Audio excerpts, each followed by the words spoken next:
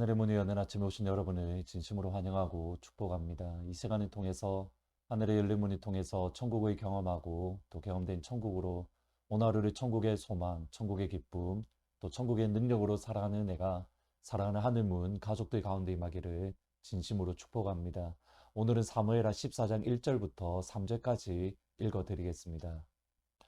스루야의 아들 요압이 왕의 마음이 압살롬에게 향하는 줄 알고 드고아의 사람을 보내 거기서 지혜로운 여인 하나를 데려다가 그에게 이르되 청하건대 너는 상주가 된 것처럼 상복을 입고 기름을 바르지 말고 죽은 사람을 위하여 오래 슬퍼하는 여인같이 하고 왕께 들어가서 그에게 이러이러하게 말하라고 요압이 그의 입에 할 말을 넣어 주니라.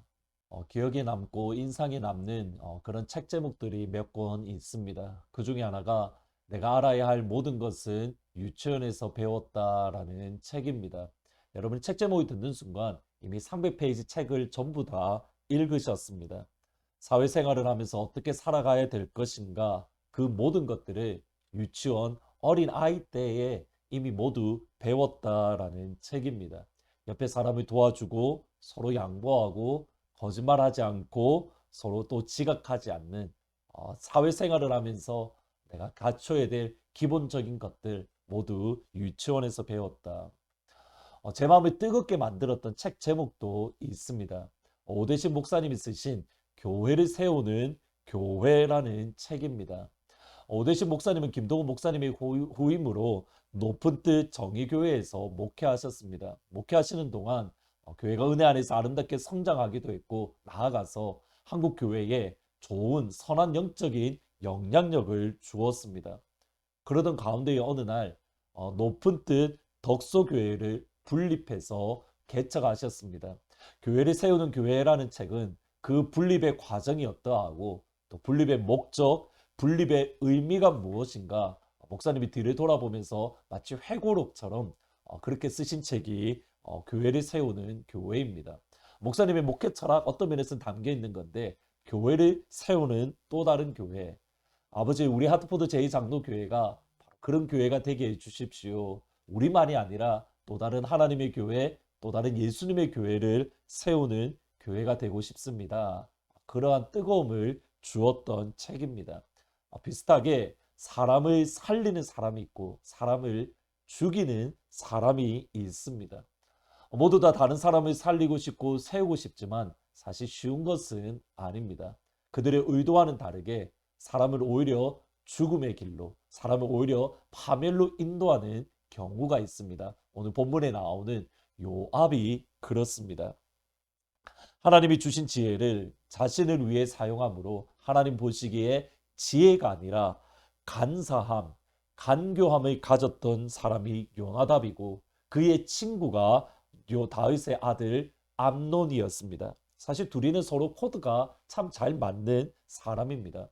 요나답이 악한 계획을 내었을 때 이 암논은 적어도 지도자라고 한다면 그것이 잘못되었다, 그것이 정상적이지 않다, 그것이 옳지 않다라고 물리쳐야 되는데 그 말에 귀를 기울여서 요나답의 말대로 다말을 그의 이복 동생 다말을 욕보입니다. 이를 마음에 품었던 다말의 오빠인 압살롬은 복수의 계획을 하나씩 진행해 나갔고 그리고 시간이 되었을 때에 암논을 죽이고 다윗을 두려워해서 그술로 도망을 갑니다. 그리고 3년이라는 시간이 지납니다.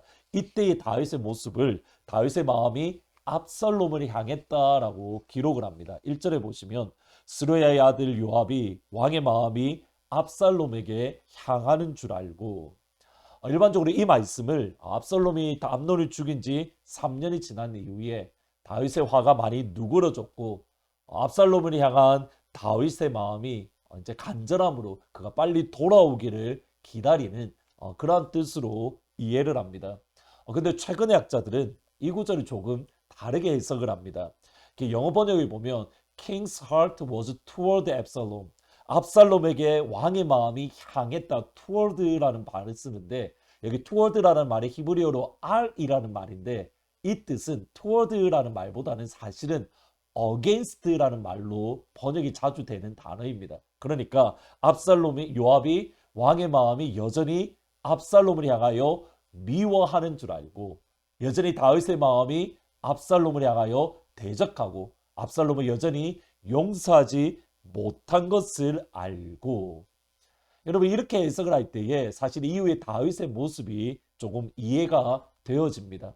이후에 요압의 의도대로 압살롬이 다시 돌아왔는데 다윗은 압살롬의 얼굴을 보지 않았습니다. 14장 24절에 보시면 왕이 이르되 그를 그의 집으로 물러가게 하여 내 얼굴을 보일 수 없게 하라 하며 압살롬이 자기 집으로 돌아가고 왕의 얼굴을 보지 못했다. 만약 다윗이 압살롬을 용서하고 압살롬을 보고자 했다면 왔을 때에 당연히 얼굴을 보고 그를 보다듬어 주었을 겁니다. 그런데 압살롬이 다시 돌아온 이후에도 2년 동안, 하루 이틀이 아니라 2년 동안 다윗은 압살롬을 보지 않았습니다. 여전히 다윗은 압살롬을 미워하고 압살롬을 향한 분이, 화가 풀리지 않았던 상태입니다. 그러면 요압은 다윗의 마음을 알았습니다. 그럼 데려오지 않아야 되는데 이상하게 요압은 압살롬을 데려오려고 노력을 합니다. 그것이 오늘 읽으신 본문의 말씀입니다. 그럼 요압은 왜 그런 마음을 가졌을까? 다윗이 여전히 마음이 분이 풀리지 않고 화가 났음에도 불구하고 왜 억지로 압살롬을 데려오려 했을까? 그 이면을 들여다보면 요압의 잘못된 욕심이 있습니다. 요압은 다윗이 비록 왕이지만 실제적으로 이스라엘 전체를 통치하는 진짜 권력가가 되고 싶어 했습니다. 그것을 알 수 있는 것이 다윗은 하나님의 말씀에 따라서 솔로몬의 왕으로 세우려 하는데 요압은 솔로몬이 아니라 아도니아를 왕으로 세우려 했습니다. 그러므로 자신이 그 뒤에 왕권으로서 왕처럼 이스라엘을 통치하는 실제적인 왕이 되려고 했던 겁니다. 다윗이 여전히 압살롬을 미워하고 화가 풀리지 않았음을 알았지만 요압이 계획을 써서 압살롬을 데려온 이유가 바로 여기에 있는 겁니다. 원래는 모든 사람이 암논이 왕이 될 것이라고 생각했습니다. 그런데 압살롬이 암논을 죽이는 순간 이제 두 번째는 누가 왕이 될 줄 알았냐면 압살롬이었습니다. 다윗의 뒤를 이어서 이스라엘의 왕이 될 사람, 압살롬이야. 그가 비록 쫓겨나긴 했지만 여전히 인기가 좋았습니다. 가장 유력했던 사람, 다음 왕이 될 유력한 사람, 압살롬. 그래서 요압은 비록 다윗의 마음은 풀리진 않았지만 그 이후의 상황을 생각하며 자기의 권력, 자기의 이익, 자기의 욕심을 위해서 압살롬을 억지로 데려온 겁니다.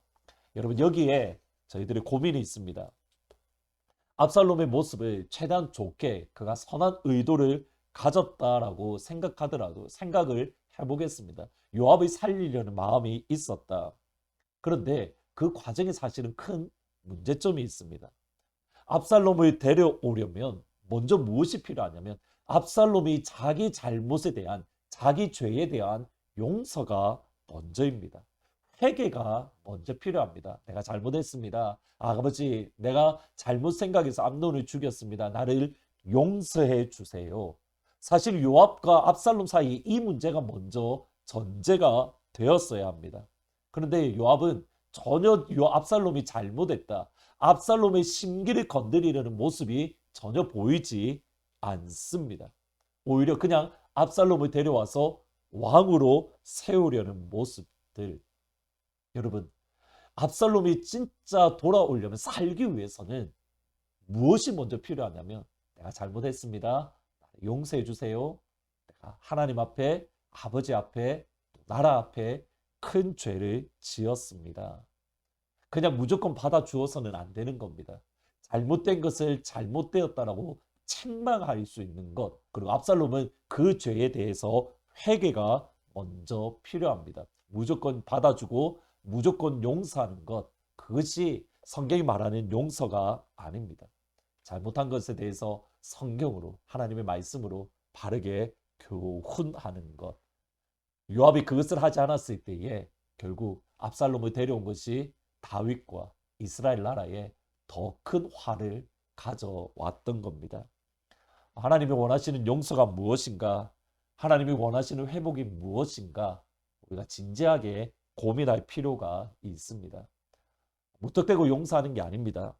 잘못에 대해서는, 죄에 대해서는 냉철하게 책망하고 바르게 교훈해야 되는 겁니다. 여러분, 그것이 진짜 사람이 살리는 사람의 모습입니다. 이 자리에 서기 위해서는 말씀이 충만해야 되고 더불어서 사랑이 충만해야 되는 겁니다. 그래야 의로 교육하기, 비난이 아니라 의로 교육할 수 있습니다. 오늘 이 시간 하나님 우리 가운데에 아버지의 말씀을 풍성하게 부어주시고 예수님의 사랑을 풍성하게 부어주셔서 사람을 살리는 또 다른 사람, 교회를 세우는 교회, 하나님 우리가 되게 해주세요. 같이 기도하시면 좋을 것 같습니다. 함께 기도하십니다. 아버지,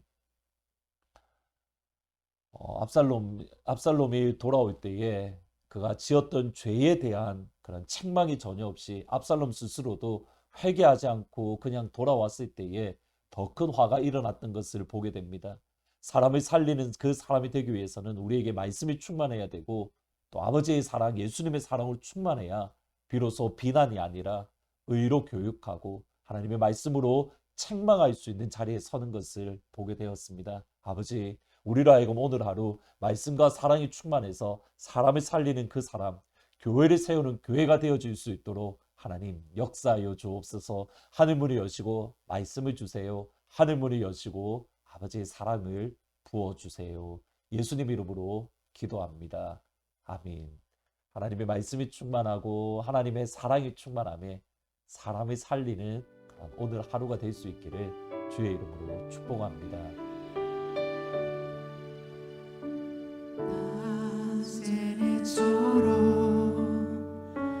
밤의 달처럼 그렇게 살 순 없을까? 욕심도 없이 어두운 세상 비추어 온전히 남을 위해 살듯이 다시 고백하겠습니다. 낮은 해처럼 낮은 해처럼 밤의 달처럼 그렇게 살 순 없을까? 욕심도 없이 어두운 세상 비추어 온전히 남을 위해 살듯이 나의 일생에